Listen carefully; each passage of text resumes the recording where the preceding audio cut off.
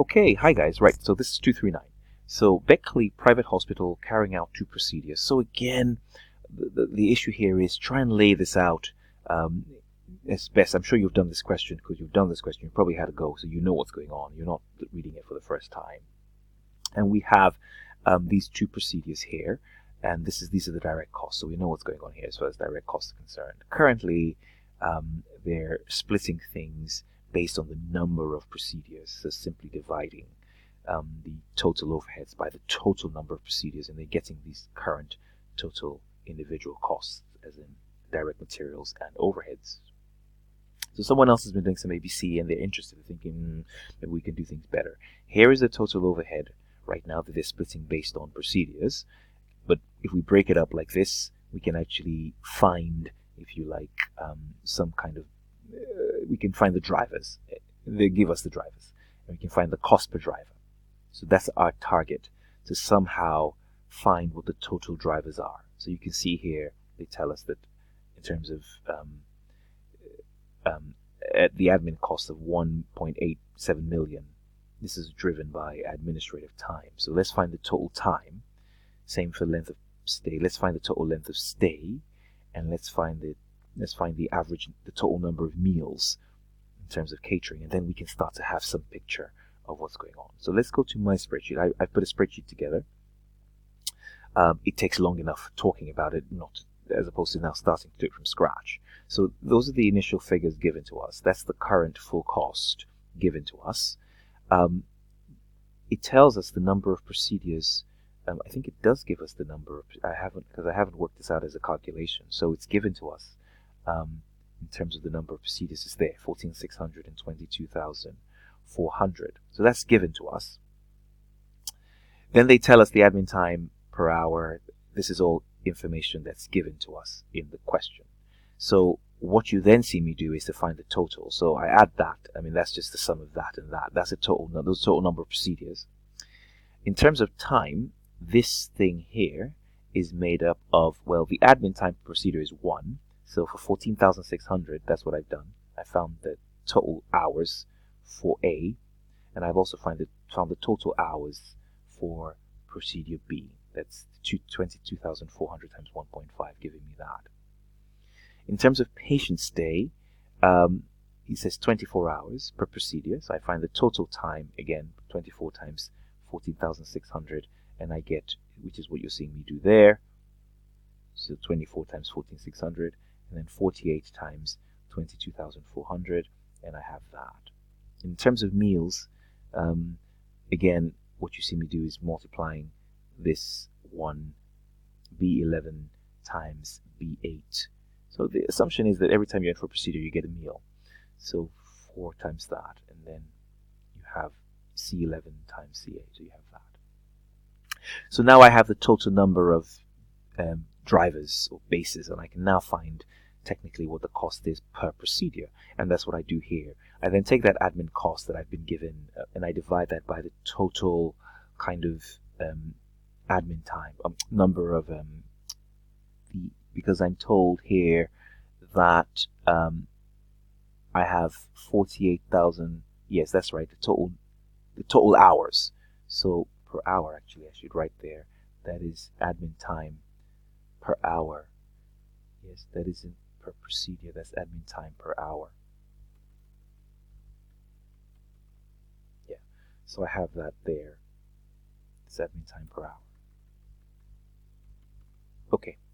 Right, great. So I have that admin time cost, and that's the total admin time in terms of hours for both procedure A and B. So which is why you see that is B15, which is that, divided by this number of hours for the admin time.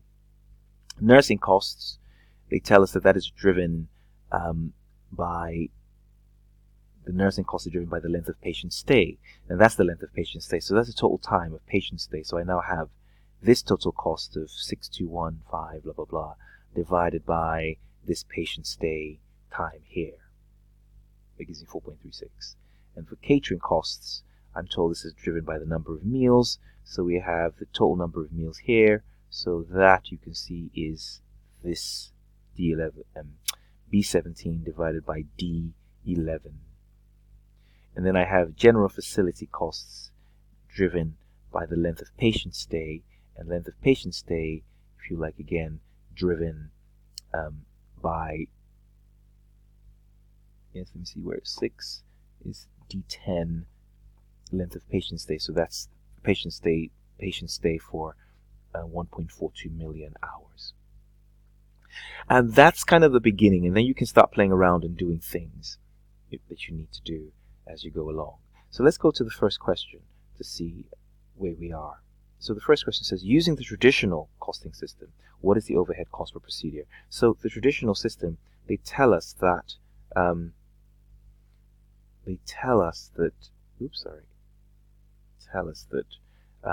what they're currently doing is to spread the overheads based on procedures. I think it says it here. Let's find. It says here to spread the overheads based on procedures. We'll find, sort of see where. Yes, here we are. It tells us here that BH currently calculates the overhead cost per procedure by taking the total overhead cost and simply dividing it by the number of procedures. So let's look at that. What's the situation? There's a total number of procedures of 37,000. The total overhead is 176,000. So literally, let's divide this by this and find out what it is. And that's what we have here. We have B20 divided by the total number of procedures, and we have 47584. And that takes us nicely to answer C. So question 1, the answer is C. It's funny because in a way you've done the work already. When you look at the questions as they come along, what we see is that we almost do it without knowing we're doing it. So that's 475. Then the next question says, well, using activity-based costing, what's the admin cost per hour? So if we look here, in a way we've kind of done that. Admin time per hour. We took the total admin time divided by the, total admin cost divided by the total admin time, and we get 38.8. So we've sort of done it without even, sort of knowing what's going on. So that was there. So you had the 38.8. And then they ask us exactly the same question for nursing time. Nursing time per hour. We go back again, and we have here nursing costs 62.15 divided by the length of patient stay of D10, and we come back at £4.36, and we see that there, £4.36 per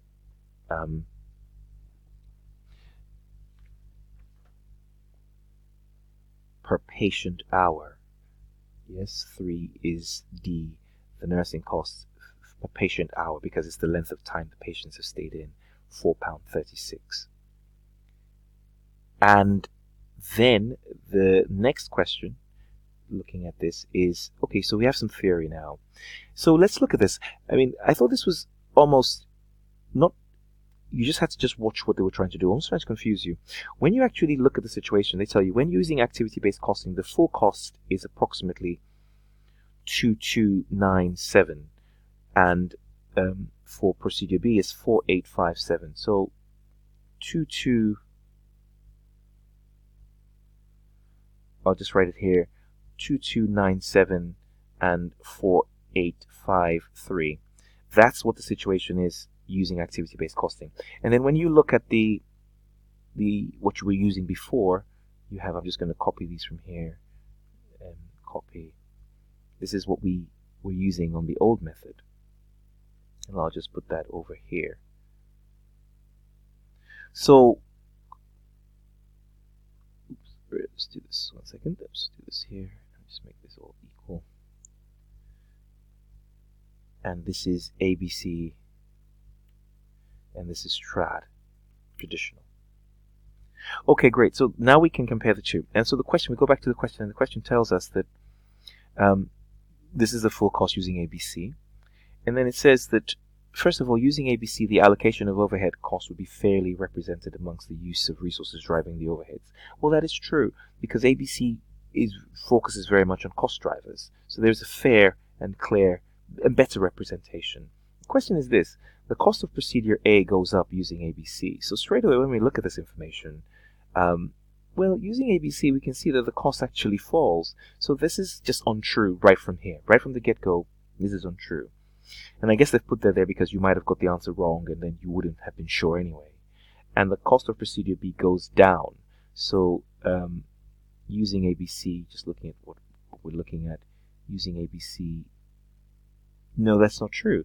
So the cost of procedure B actually goes up using ABC. So that's untrue anyway. That's just untrue. So only one is, only the first one is correct in terms of whether or not these costs go up or down. So only number 1 is correct. So the answer there is A. 4 is A. And then when we look at 5, finally, they tell us when using activity-based costing, the full cost is this. We found that out. BH has decided that activity-based costing is too expensive. So what do we have here? While the comparative costs are different, they are not enough to justify the implementation of an ABC. And generally that's the case. Whenever the fact is that ABC is an expensive method to use, and if you're going to use it, the benefits should justify and should be much greater, or should be greater at least than the costs. You cannot, and we're told in the question that it is time-consuming and costly to implement. So we can hold on to 1 and accept that is true. A similar allocation of overhead could be achieved by simply using patient hours as a basis to absorb the costs. Now here you could almost assume what you want to do is actually calculate to see what happens. So if we look at this situation here, what they're telling us is take that overhead and go ahead and use patient time. So just see, I mean, that's the length of patient time, if you like, length of patient time. So we could argue that the fact is that patient time is a good driver, a good base as opposed to procedures, right? The time patients spend would be a better time. So when we test it, that's the overhead, and that's the total patient time. So if you do the overhead divided by patient time, you get this. You get B20 minus D10. So you get £12.35, if you like, per patient time hour. So let's go ahead and then multiply this by, if you like, by the number of procedures. Oh, sorry, by the allocated time, length of patient time stay. So let's go. We have A22,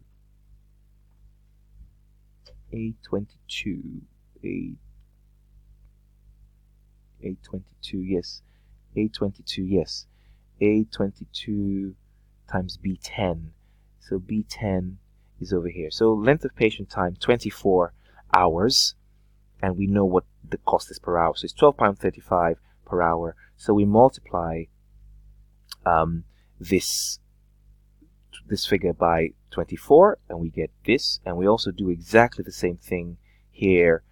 Multiply that by 48, and we get the overhead as well of 592. So we now have the overheads based or split according to patient time. Now what we now need to do is to see, well, okay, let's add this on to their direct materials and costs. So here, what I've just simply done is literally just taken, well, the direct material, direct costs, and added them onto our new allocated